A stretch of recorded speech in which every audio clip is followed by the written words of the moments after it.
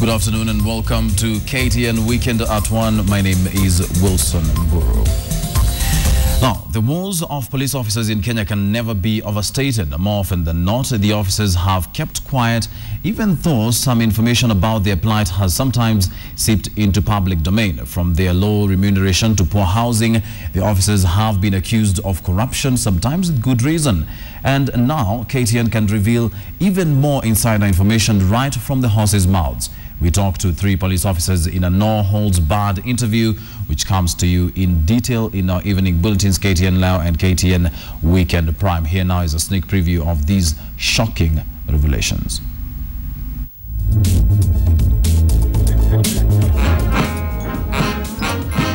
Wakati wote wa utumishi wangu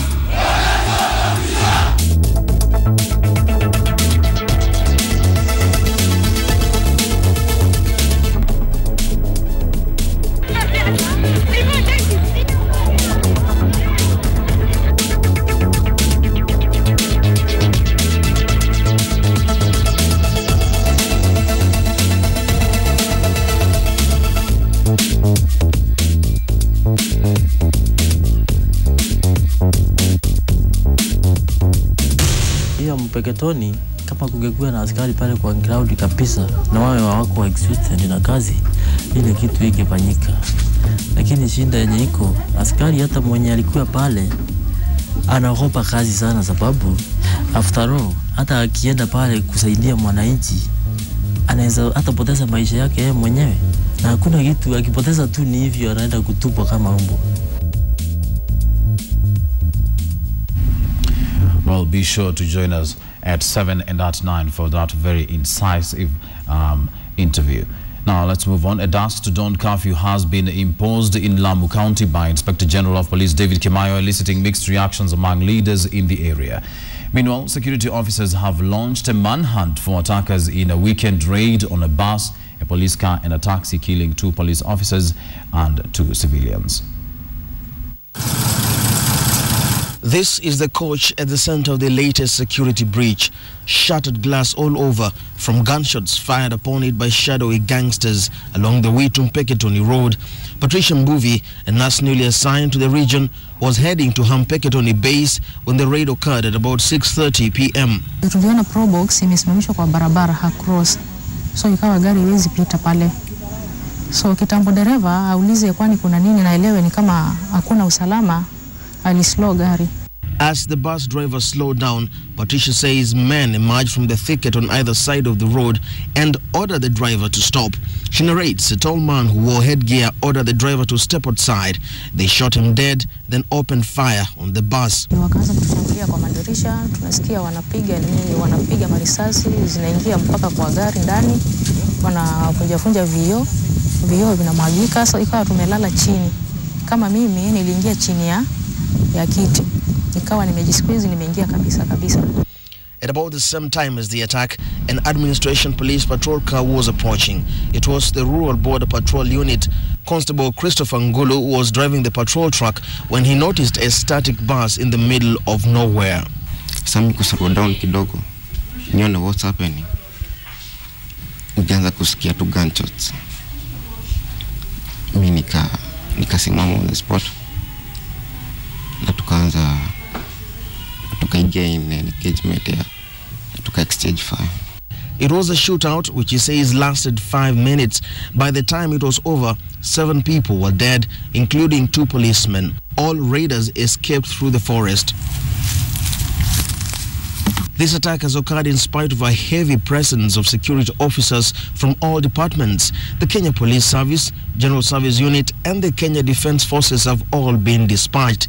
KTN has learned that even specialized units like GSU's Recce Squad and KDF's Special Forces have joined the hunt. But it appears the raiders are adapting to the threat. In yesterday's case, they laid an ambush in an area with very poor reception, and so those in distress could not easily call for help. They also did it in a place that is right next to the forest where they could retreat in case of a response. And as luck would have it, the Rural Border Patrol Unit were on hand to save the day, and the attackers also managed to escape. The government has now slapped a travel curfew on the Garsen-Lamu road from dusk to dawn. Regional coordinator Samuel Kilele says no motorists, whether public or private, will be tolerated along the route between 6 p.m. and 6 a.m. So the government is requesting all of us to cooperate with the security operations in that area. Kilele, who was speaking to journalists in his office, also urged the residents in the troubled areas to avoid night movement since security personnel will be conducting operations. At least 94 people have been killed since the first attack in Peketoni last month. The Al-Shabaab have claimed responsibility for the latest attack. This is yet another attack that has left Kenyans baffled. In spite of the presence of the most tactical and specialized forces Kenya can provide, human lives are still at risk. Fadian Omondi, KTN, in the county of Lamu. Let's move on to something to smile about, and it was the inaugural Transform Kenya Awards, and it was a night to remember in more ways than one. It was the inaugural award to celebrate individuals making a difference in the lives of ordinary citizens, and it was also a night that brought together partnering corporates promoting this worthy venture. The common thread was the organizers, the Standard Group, who hosted the ceremony at the Windsor Hotel with the KCB as the main sponsor. This will now be an annual event. Take a look.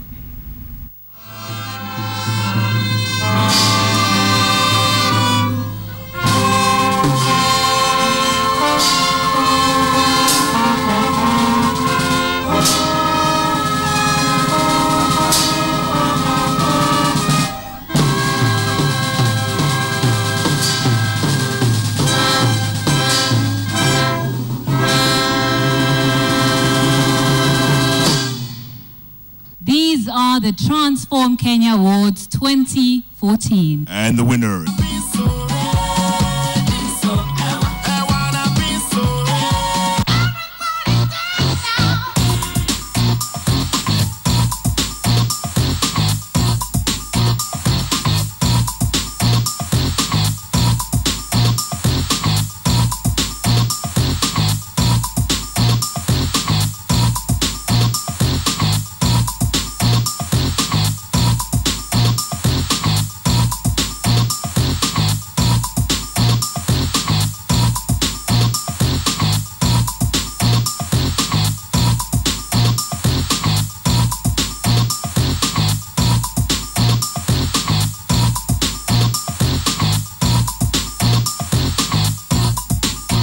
Today is not therefore a day to dwell on faults and failures. It's a day to celebrate our heroes who stand out because they chose to do something to help the fellow citizens and uplift the society. I think Kenya is the next big thing. After Kenya, there's no other country. If you've made it in Kenya, you can make it anywhere in the world, including Alaska. No wonder Obama came from Kenya. Lupita Nyong'o came from Kenya. Oh, the only team remaining at the World Cup, sorry. Divock Origi is from Kenya. And behold, the future of the country, Africa, is in Kenya. If you're in Kenya, you're in the greatest country in the entire world. Churchill. Well, let's move on. Cabinet Secretary Felix Koskei has given contractors working on the Lower Kuja irrigation scheme in Nyatike constituency a second extension until December to finalize the first phase of the 5.4 billion shillings project. The first phase began on 20th of May 2012 and had been projected to end by November last year. This was, however, compromised by delays in the disbursement of funds by the government. The first phase of the Lower Kuja irrigation scheme in Migori County was set for completion last April at a cost of 795 million shillings, but a delay in disbursement of 70 million stalled the works. Koskei, who was on a fact-finding mission, was also there to investigate claims of financial misappropriation among stakeholders. Failure to release the money from the National Irrigation Board. At the same time, to my assessment, also there has been some slow activity on the ground. I want to assure the county government, led by the governor and the MP, that all those issues will be sorted out and the project will be on course immediately. A war of words had developed between area governor Okoth Obado and local MP Edik Anyanga, who was accused of meddling in the project. We are going to find out whether there are conflict of interest here, whether you are related to some politician, and that is, we want you to tell us. If you don't tell us here, we are going to investigate so that we know why you are doing this work so slowly like this. We have confirmed that what is there is lack of information, and you politicians get information from the right officers, not from Honorable Anyanga. I don't have that information. Once completed, the project that covers 10,000 hectares of land will generate 3 billion shillings in revenue annually. But 20,000 people who are moved to pave way for the scheme are yet to be fully compensated. Fred Omulo, KTN, Migori County. The search for water and pasture has been a cause of conflict for many communities in arid and semi-arid areas. In Isiolo, only about 10,000 people have access to tap water, and even then, it is often rationed. However, there's hope for improvement as an underway water project is set to be completed. Karen Derry toured Isiolo County and brings us the following story. People wandering about with jerry cans is an all too familiar sight in Isiolo. For the biting shortage of water here is a misery that never seems to go away. Only about 10,000 people in Isiolo town have access to tap water, and even then, it is rationed far too often. However, about 85,000 people are expected to get a regular water supply comfortably and with minimal rationing once this 700 million water project is up and running. It has a capacity of giving 6,000 liters of water per day and will now serve an average of 68% of the population, up from 35%. The water is sourced from River Isiolo and will be treated at this new plant using state-of-the-art machinery.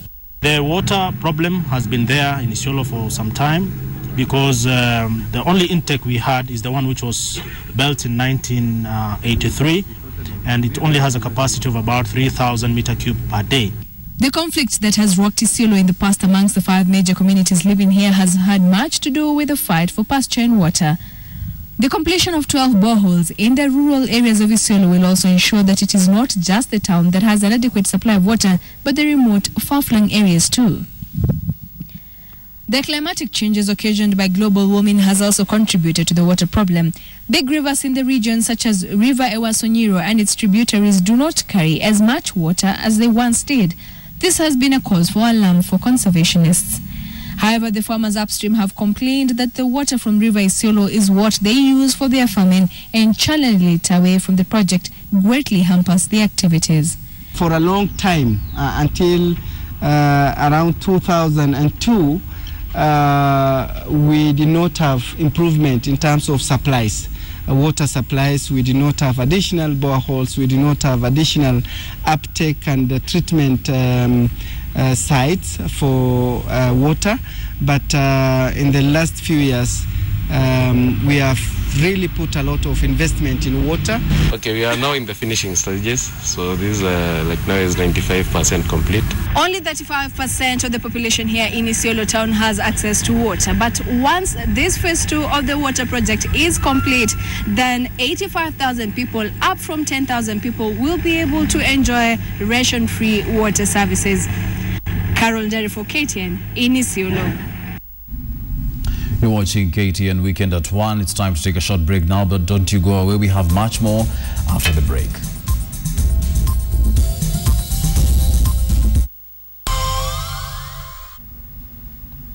Welcome back. You're watching KTN Weekend at 1. Now, a section of farmers in Taveta have abandoned their farms for fear of being attacked by crocodiles. A number of the residents are nursing wounds after they were attacked by the crocodiles. The residents are now calling on the national government to intervene. Nilikuwa nimetoka shambani kutafutia watoto riziki. Sasa ndo nikakutana na huyo mnyama, huyo mamba. Ndio akaniumiza mguu. Sasa hata sasa hii hata nimekuwa na uoga sana wa kuingia hapo shambani. Sasa hii hakuna kazi yote ninayofanya shughuli shambani. Mamba kanirukia. Aliponirukia sasa ikawa kwa bahati mbaya nimeanguka kifudifudi hivi. Alinimwagia maji mwili wote.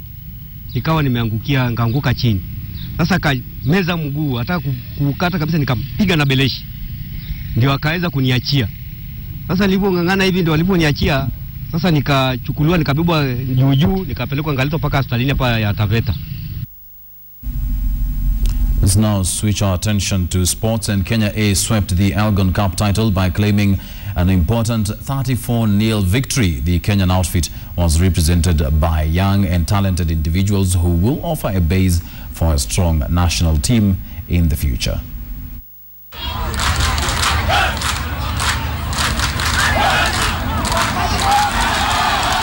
Trailing 14-21 from last week's first leg in Kampala, rejuvenated Kenya A redeemed themselves with a 34-0 whooping of Uganda to win the Elgon Cup 48-21 on aggregate.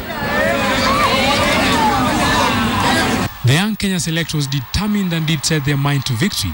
That was to be with free-flow tries coming from Philip Owor, Nato Simiyu, Godfrey Mbea, Kelvin Omio, Eddie Nagero, Jacob Oji and Victor Brown to secure a 34 victory for the Kenyans. The biggest win in Kenya's scoreline in an Elgon Cup. It's a sign of the growing culture of professionalism. So basically they operate according to instructions and they go all out. The big guns of Kenya 15s were not on the winning lineup. The Kenya youngsters, however, remain goal-oriented and tactically shaping up to rise the Kenyan rugby heights. This is the moment to prove that they can shine on the big stage. So they have come a long way, just alongside their big brother who are growing in leap and bounds.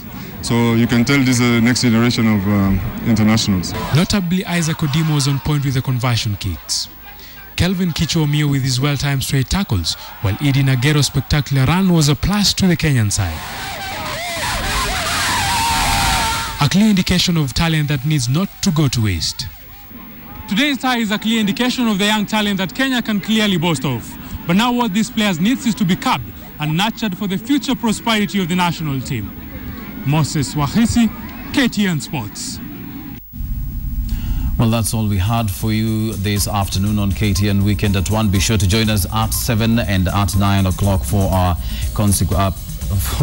other bulletins. That's at 7 and at 9 in the evening. And please remember that we have Checkpoint and we have Mock the Week. Remember that at 7 we'll be running, and at 9 we'll be running the story on the position of our police force. That's it for now. Enjoy the rest of your Sunday. Have a good afternoon.